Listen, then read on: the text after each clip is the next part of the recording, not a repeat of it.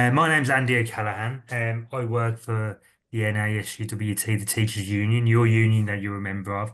And just very quickly, um, this webinar tonight and the webinar last night, for those of you who attended last night, is part of the package of support that the union provides for our student teacher members, essentially going into your ECT and new teacher years once you qualify.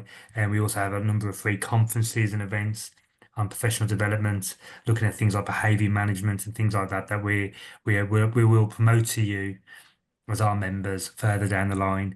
But we've only got half an hour or so tonight, so I can see we've got a good few people in now. So I'm not going to take any more of John's time. John's your main presenter tonight. Last night, John talked, gave you some tips for those of you who could come on completing a good application. And tonight, it's the next stage in that process of your interview and getting you through that interview process. So I am now going to turn my camera off for till the end of John's session and until we take the questions. And over to John, who can introduce himself and enjoy. This will be really good. Thank you. Okay, thanks, Andy. Evening, everybody. And last night I talked from my perspective of having been a school improvement advisor, I worked in teaching school. I talked about the process of applying for jobs. Tonight, I'm going to talk about the application form, about the interview and how to survive and shine at an interview. So I'm just waiting to see if the slideshow is going to go. There we go, onto full screen, and hopefully you can see that. And so picking up where I left off last night, you've put your application in and you've had the call to the interview. And the first thing is to make sure that you know exactly where you're going, because school entrances are not always where the sat-nav thinks they are. So do make sure you know where you're going. Make sure they'll have told you what paperwork you want. Make sure you've got it ready.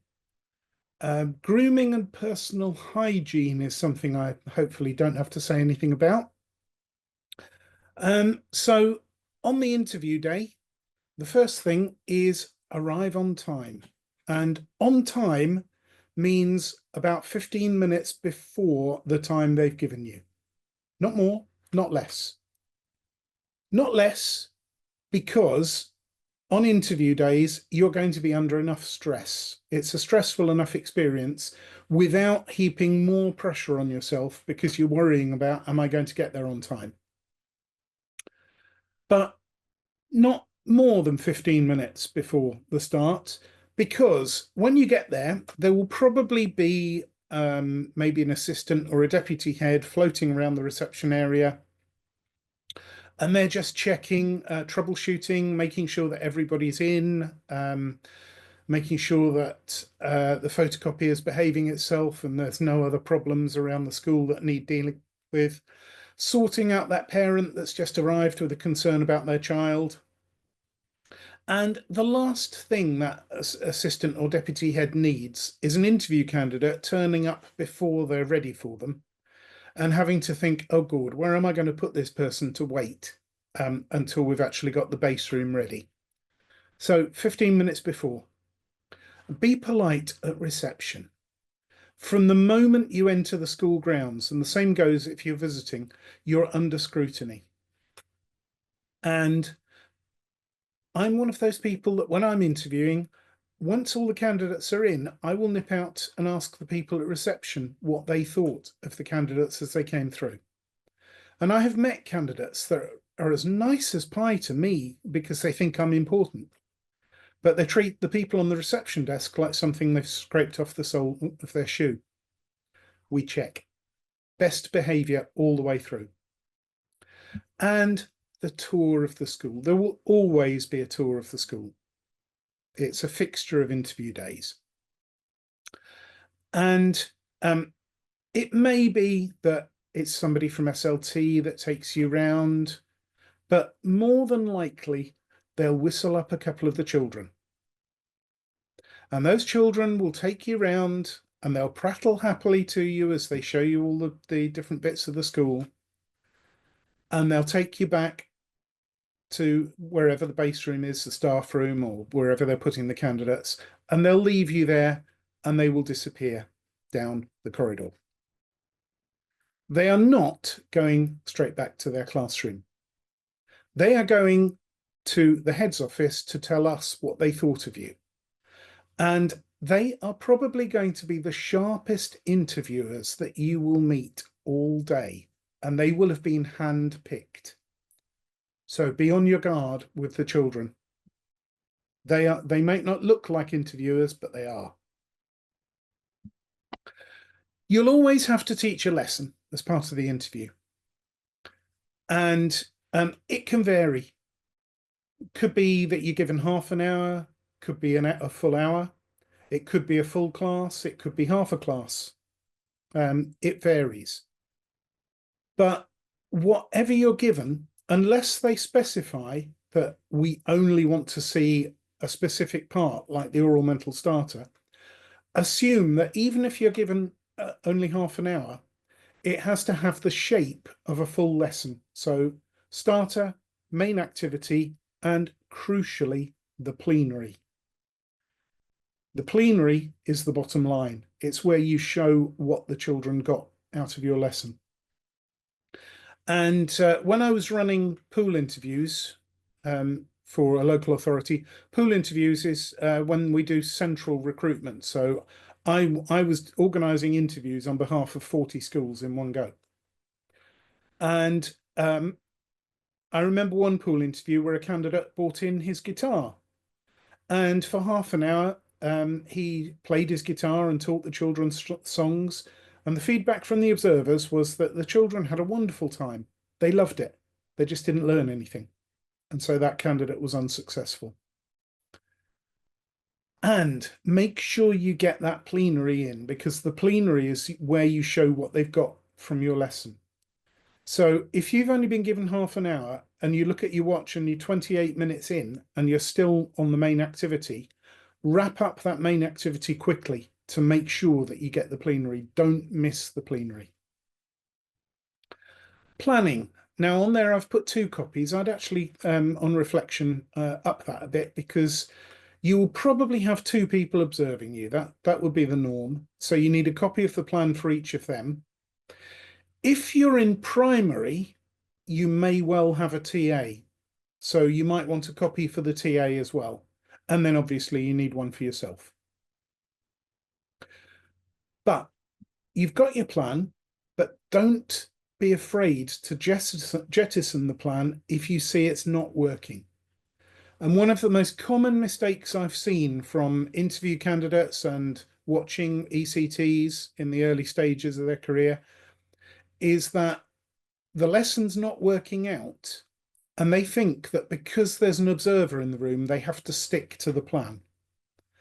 No, you will get more credit if you deviate from the plan and you say, this isn't working, you adapt and you approach your objective in a different way.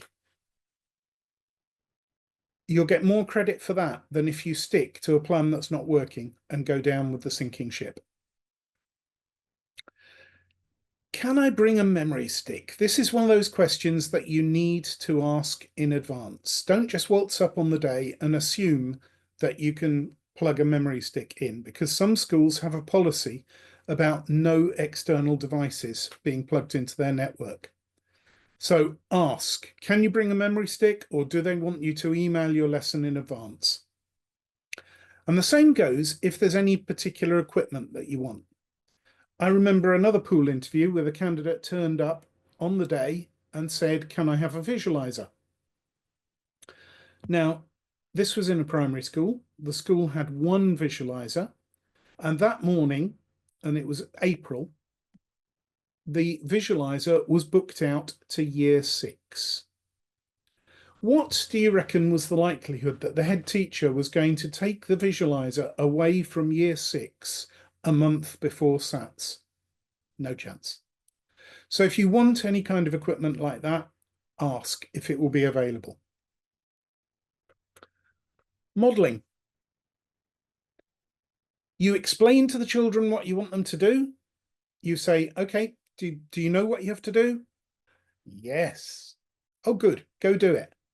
And chaos ensues because they said yes, they understood because they were being polite, not because they actually understood.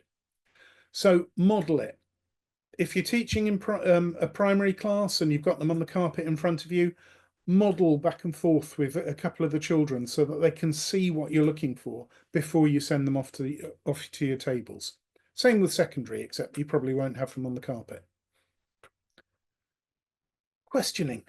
Right, this is where you get your differentiation in, because you're going to be expected to show differentiation. But the problem is, how do you differentiate for a class that you've never met before? And the answer is through your questioning. So build in a range of questions, including higher order questions. And when at the end you have the debrief with the observer and the observer says, what about differentiation? Oh, well, my differentiation was in my questions and here they are in the plan. Yep, you're absolutely right. Box ticked, job done. Pitfalls. The most common pitfall is technology. I remember watching a candidate teaching a year 8 class once, and he'd brought a lesson in on a memory stick, and embedded in it, there was a video. And the lesson uploaded all right, but the video wouldn't get through the school firewall. And this candidate spent 15 minutes battling with the computer trying to get his video to play, while the class were getting on with their own thing. Not a particularly successful interview lesson, it has to be said. Always have a plan B. The day of your interview might be the day that the projector and the laptop, who've been the best of friends for the last 6 months, suddenly stop talking to each other. Or, I've seen this, a power cut in the middle of the lesson. Have a plan B, a low-tech plan B up your sleeve for an emergency. Even if it's some flashcards or something along those lines. Have something you can fall back on just in case the technology lets you down on the day. And recovery. I've seen too many candidates over the years who the lesson didn't go to plan, it didn't work out. And they're so busy beating themselves up about that when they go into the interview, they're already demoralized, they've already given up. No. You are only sunk if I have just watched you teach a car crash and you come out afterwards for the debrief with me and I start with the question we always start with, how do you think it went? And you say, oh, I thought that went quite well, actually. Oh, good. I'm so pleased. The door's over there. Goodbye. But if you can say to me, okay, it didn't work. I know it didn't work. This is why it didn't work.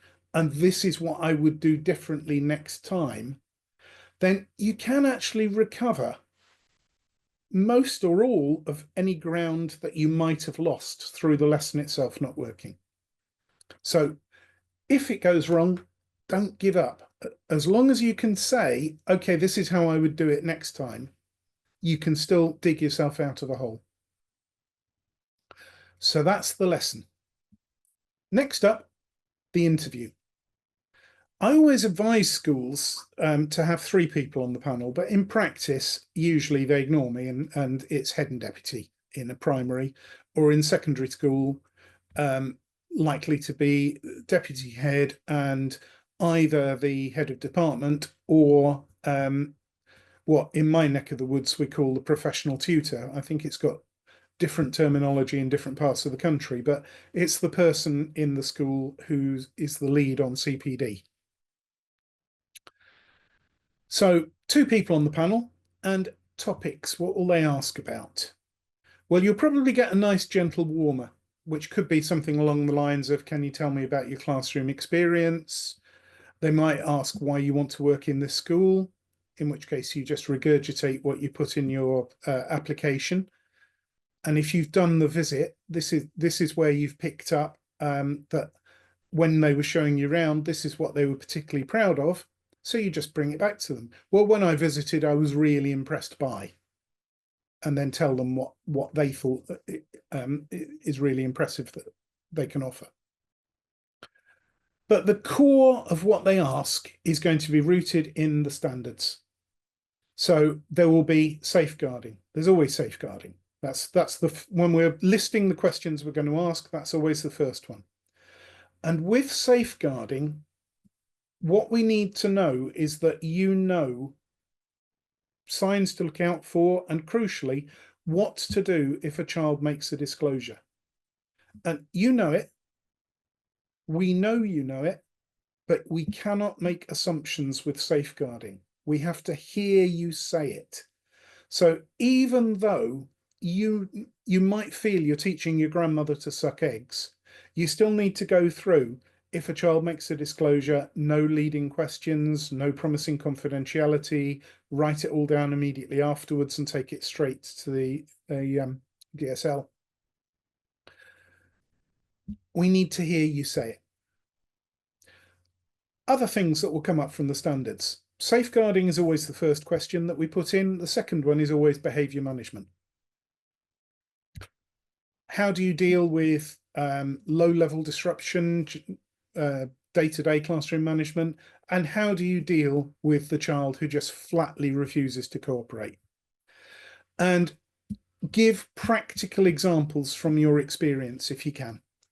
That's always the best way to answer an interview question. Root it in practicality.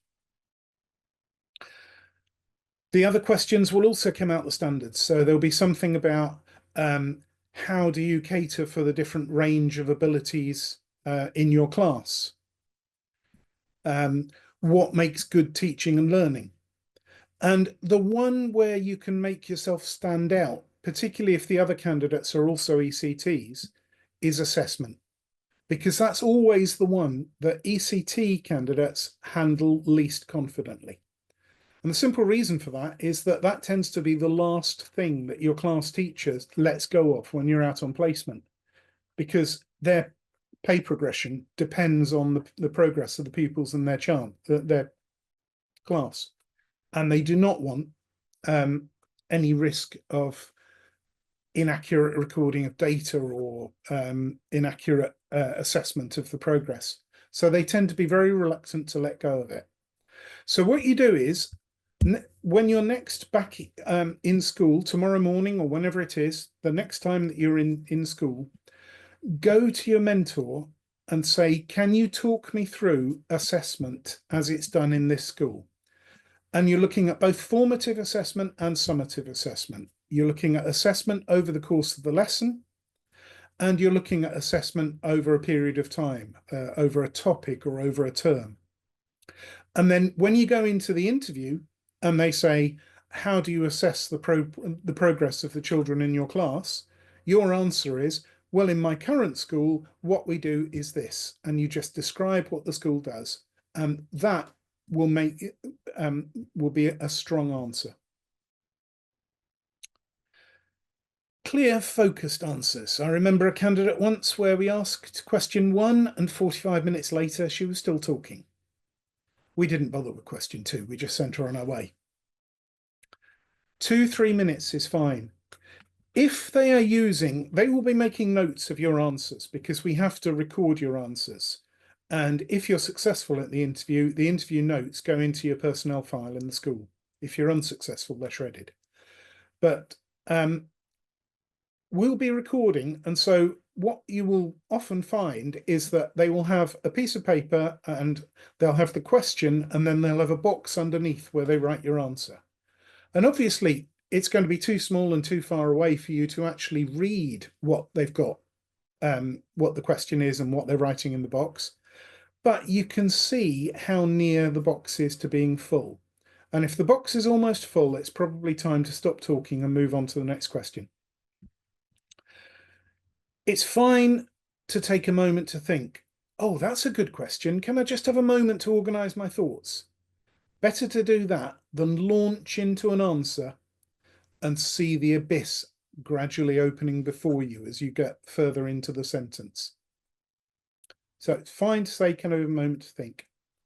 Hypothetical questions. I don't like hypothetical questions. What would you do if? because hypothetical questions, in my experience, get a hypothetical answer. They don't tell me what you would do, they tell me what you think I want to hear.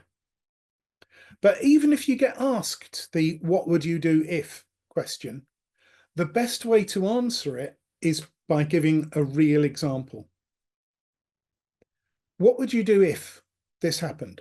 Well, I actually had a situation like that in my class a couple of weeks ago.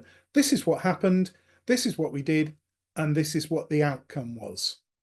And don't forget the outcome, which brings us to the STAR structure. If you've not come across STAR, situation, task, action, response. Situation, I'm teaching my class on a wet Tuesday afternoon. Task, I have got to get little Johnny down from the table where he is jumping up and down making hooting noises, back into his chair and doing his work. Action, this is how I get little Johnny off the table and back into his chair. And response, for the rest of the afternoon he was a little angel and did all his work. And the bit that candidates often forget is the last bit, the response. You need to show the outcome. Weaknesses into strengths. This is another question I don't like. What are your weaknesses? I don't like that personally because it's asking you to focus on a negative. And if I'm interviewing you, I want you focusing on your on positive. I want to see you at your best. But there are people out there who will ask it. And the best way to deal with it is to turn it round. So, for example, the pool that I used to run, the local authority pool, was Luton. And in Luton, EAL is a big thing. I'm still a governor in the school in Luton, a primary school, and we are 97% EAL.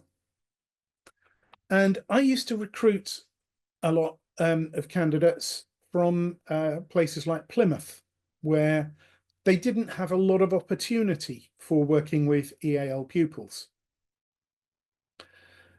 And so when I was talking to people at the university, preparing them for the interview, I said, okay, the way you handle it when you're asked the EAL question is to say, well, I haven't had much experience of EAL as yet, but I've read up on it.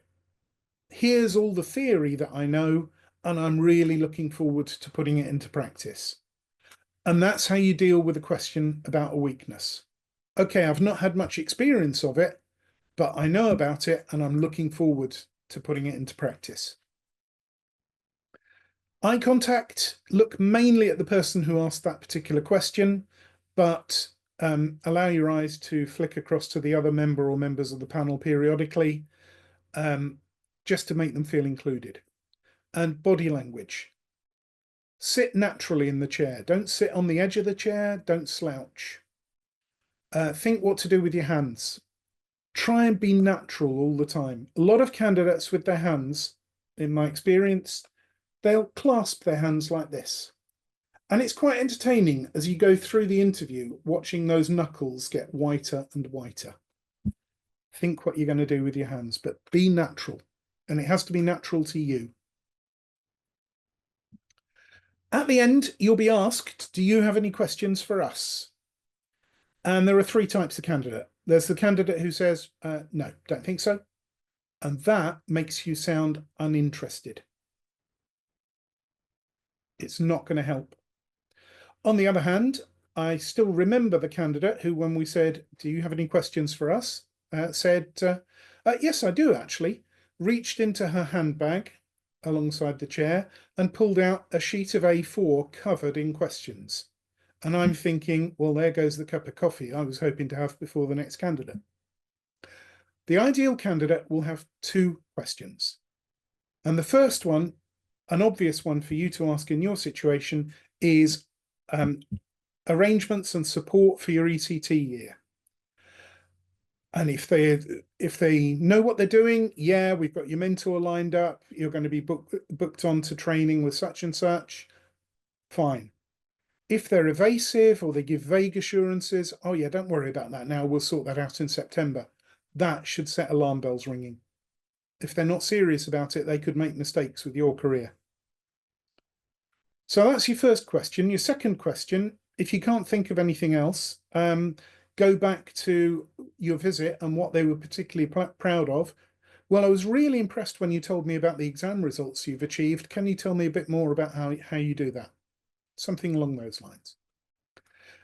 You'll be asked, are you still a firm and committed candidate?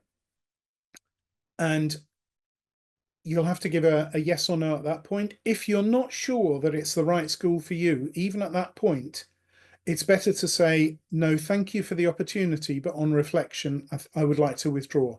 It's better to do that than continue and waste your time than theirs. At any point during the day, you can walk away if you feel you need to. And offers. They may catch you with an offer before you even manage to get away from the school. But if not, expect your phone to ring somewhere between 4:30 and 6. If it hasn't rung by 6, start working on the next application. But if the phone does ring, they will answer they will expect an answer on the spot. You cannot say, oh, can I have a couple of days to think about it because I've got another interview coming up with another school. You can't do that. They will want an answer on the spot. And if you have got an interview coming up with another school and you think that might be your preferred school, you have a dilemma, because what you can't do is postpone the first one. You either accept the first one and put all thoughts of the second school out of your mind, or you gamble that, okay, you've been successful this time, you've got a good chance of getting the job with the other school. But you can't play one off against the other. And even worse, you can't accept the job at the first school, still go to the interview with the second, accept the offer from them, and then go back to the first school and withdraw. Because I've seen situations where people have done that, and the second school have then turned around and withdrawn the offer because the candidate was unprofessional. Head teachers talk to each other. You're risking getting blacklisted in the whole area if you do something like that. So if you say yes, you are committed. And if you're unsuccessful, it might be worth asking for feedback, not on the spot, give it a couple of days and come at it from the angle of, I've got another interview. Can you give me any advice based on the interview I had with you? Make it clear that you're not challenging. You may not get anything useful. It may just be that somebody else's face fitted better on the day. It may be that they bottle out of telling you, but you may get some constructive feedback, and it's useful if you can. And that's it. There are notes backing up what I've said last night and tonight, and you can get them if you contact the union. So that's it from me. There's only one question, John, that we had, and it was from Haroon. And why do you advise to have three people rather than two people on the interview panel? So that you can't get a split decision. Uh, good. So that answers that question. We haven't got any other questions that I can see. So, oh, we have got one actually. One's come in. That is a good question. Hmm. And the answer to that one, asking about the children in the class, yes, I would contact the school and say, can you tell me anything about the children in the class? I've known some schools that are even willing to give you a list of first names of the children.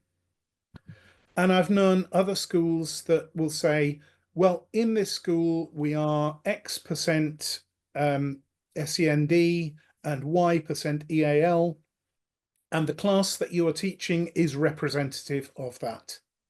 And that's as much as they'll give you. So schools will give you as much or as little as they want, but there is no reason why not to ask it. We have had a few more questions coming, John. We are due to finish at 6:30, everyone, so we'll get a few more questions in, then we'll have to finish. First of all, we've had a couple of questions from anonymous attendees. Do students take candidates on tours in primary schools as well? Yes. Yeah. And is there a list of sample questions that can be accessible? I haven't got one, but you've probably got one somewhere. Have a look Possibly. online. There are lists of questions out there. There's lots of stuff about lessons now. Are we told what lessons to teach? That was from Rebecca. Yeah, the brief may be very detailed or quite vague. With the Luton Pool, because EAL was such a big thing, we just used to say we want to see a lesson focusing on speaking and listening. On the other hand, I've known lessons that say you're going to teach such and such a poem to year six or year eight or whatever it is. An interesting follow-up question from Maroon, who asked the earlier question. Are we aware, I'm not aware, but are we aware of head teachers who purposely ask pupils to misbehave to test interviewees' behavior management skills? No, and if that happened, I would be seriously concerned about whether that was a school I wanted to work in. I have known for SLT interviews, I have known the teacher to be set up deliberately to teach an expert teacher to teach a poor lesson just to see how the candidates handled giving feedback. But no, I wouldn't expect it with an ECT. Um, Couple of other questions. Anything to do with the actual sessions or getting information post the sessions, I'll deal with at the end, Johnny. That's okay. Yeah. But um, Tom's asked, are you aware of any differences between the English and Scottish systems with regards to everything that you've said tonight? Um, I have to say I don't have a great deal of experience of the Scottish system because that tends to operate in a different way to the English. What I would say, Tom, actually, just jumping on that is we have a Scottish National Centre based in Edinburgh, just off Princes Street. And if you contact the union, if you go online and look at contact us, we have a telephone number and an email address for our Scottish office, and they can give you some advice about going for jobs in Scotland. The system is different. It's local authority based predominantly compared to England, where obviously it's more fragmented with the academy system as well. But our Scottish colleagues can have a conversation with you if you're going to teach in Scotland as opposed to England. The Um, only thing I'd add is that the principles of what I said about actually the mechanics of the interview are general.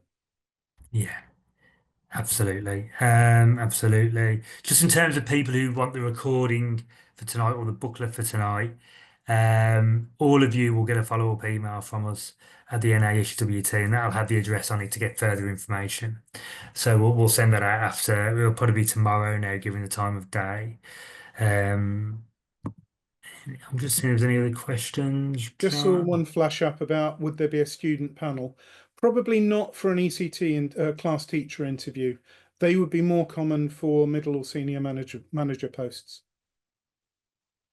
Also, Rebecca wants to know, would a job offer always be made on the same day as the interview?